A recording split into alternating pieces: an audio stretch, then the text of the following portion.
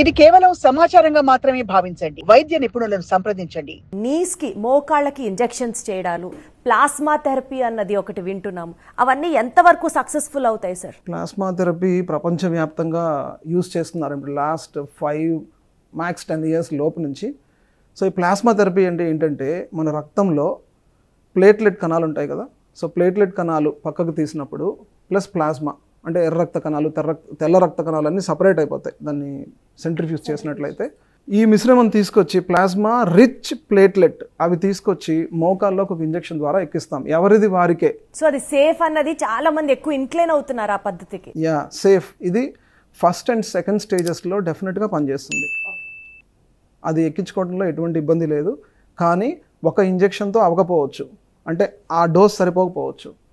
రెండవది 100% అందరికీ పనిచేస్తుందన్న ఆలోచనతో ఉండద్దు. ఎవరిది వాళ్ళకే ఎక్కిస్తున్నాం కాబట్టి రియాక్షన్స్ వచ్చే అవకాశం పెద్దగా ఉండదు.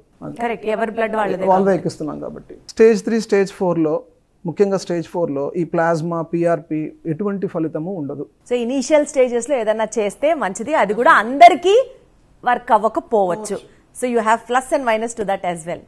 ఆ క్లారిటీ తోటి వెళ్ళాలి ఆ ఇంజెక్షన్ కి. అది కూడా ఒకదాంతో సరిపోదు, అది depends on the person to person, వాళ్ళ సిచ్యువేషన్ వేరీ అవుతుంది. రైట్ సార్, ఇప్పుడు నీ మోకాళ్ళ నొప్పులకు సంబంధించి యంగ్స్టర్స్ కి ఎందుకు వస్తాయి, ఎల్డర్లీ పీపుల్ కి ఎందుకు వస్తాయి, ఏం చేస్తే మనం ప్రివెంట్ చేయొచ్చు, ఏం చేస్తే దాన్ని మనం తగ్గించుకోవచ్చు నొప్పి, ఈ విషయాల గురించి డిస్కస్ చేసాం.